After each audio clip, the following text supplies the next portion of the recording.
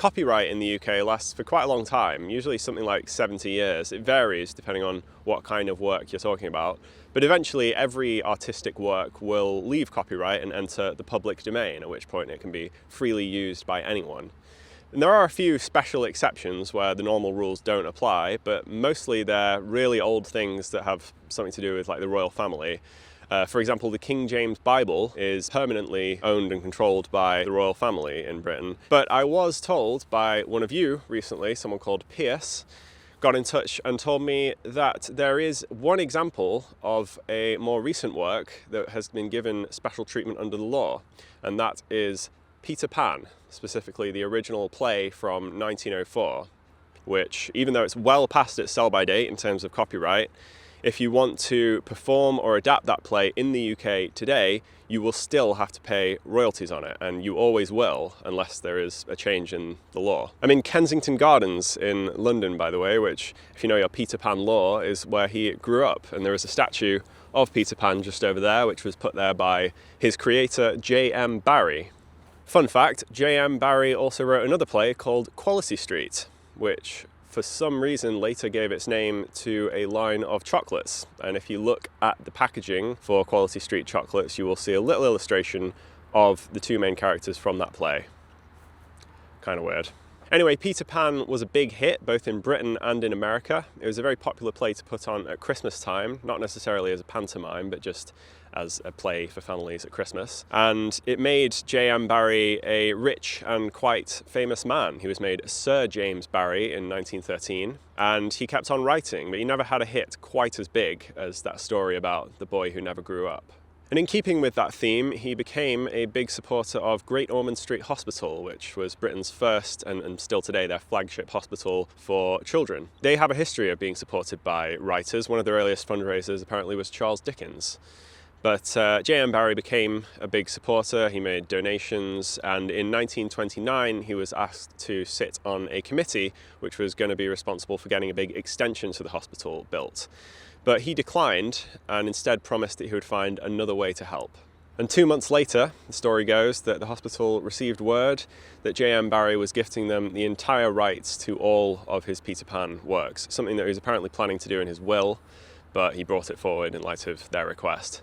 And so Great Ormond Street Hospital, or GOSH as everyone calls them, became, I'm going to guess, the only hospital in the world to control a major creative IP.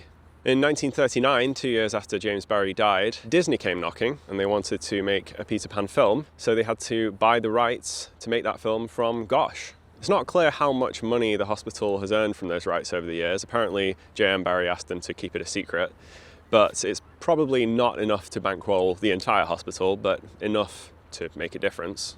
But copyright is time limited. Eventually every work enters into the public domain. So it was always expected that at some point GOSH's income from Peter Pan would end. But due to the work of a few people, that didn't happen. Anyway, quick advert, and then we'll find out why.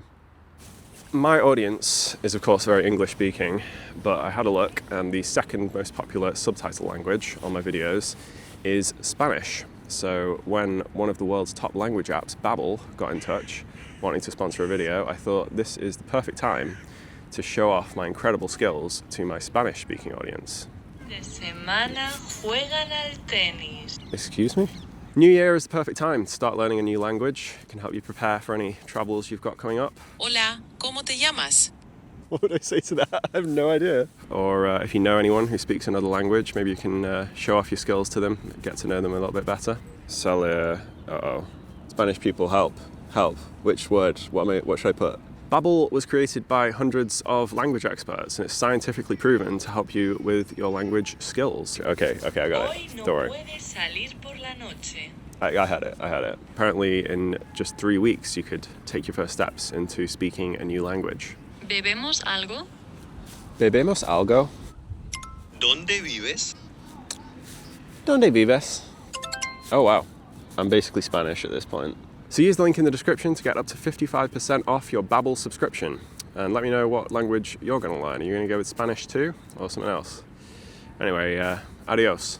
In the UK, the length of copyright for a play for most of the 20th century was set at life plus 50 years, meaning that 50 years after J.M. Barrie died, his work would enter the public domain.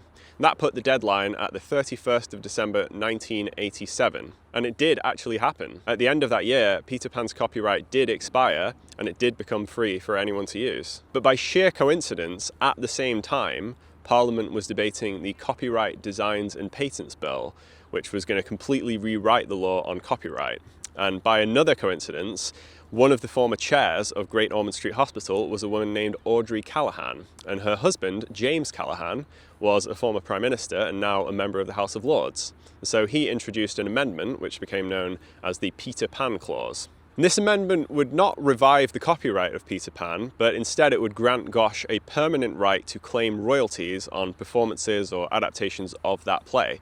The difference being that they wouldn't have the right to refuse to allow someone to perform or adapt that play, but if someone did, they would have the right to claim royalties. And the debate about this amendment is interesting to read. Most of the lords who were present approved of the idea, but one of the most vocal opponents was Lord Willis, who was a playwright himself, and said that he didn't think it was right that theatres should be asked to subsidise the health service. Other points were raised like, why should we make a special exception just in this one case? Shouldn't we come up with some kind of system or rule that can handle any cases like this going forward? Might we be establishing a precedent without realising it that might cause problems in the future? But in the end, both the government and the opposition agreed that this seemed like a good thing to do. Callaghan pointed out that theatres had been fine paying these royalties for the last 50 years, and he didn't think parents who took their children to see the play would mind too much if some of the proceeds were going towards helping real sick children. So the amendment went into the bill became law, and to this day, if you want to perform or adapt Peter Pan in the UK, you have to pay royalties to Great Ormond Street Hospital. James and Audrey Callaghan, who were ultimately responsible for that amendment, unveiled a statue of Peter Pan outside Gosh in 2000. And 5 years later, when they both died within 11 days of each other, their ashes were scattered in the garden at the base of that statue. I would go and film that statue, but at the moment it's been moved because Gosh is building a new main entrance and a brand new children's cancer centre. And I'm sure the proceeds from the Peter Pan rights are a drop in the bucket compared to the cost of building something like that. But nonetheless, thanks to the work of J.M. Barrie and Audrey and James Callaghan and many others, the story about the boy who never grew up will continue to raise money to help ensure that lots of real-life children do. There is one more person I want to mention though. In 2015, it was found that the law needed a slight update because Gosh was being reorganised and the specific entity that's named in the law was no longer going to exist. So an MP proposed a short bill to just update the law and change that name so it would keep working. And once again, it was agreed to by both the government and the opposition, and it passed into law. But the name of the MP who proposed that bill was Wendy, which is quite funny, isn't it? Anyway, the lake in Kensington Gardens is frozen over. This is not the best time of year to be standing around talking about laws in Kensington Gardens on the cold, frozen grass. But on the upside, I did manage to finish the video before the sun disappeared, which is always good. Nice sunset as well.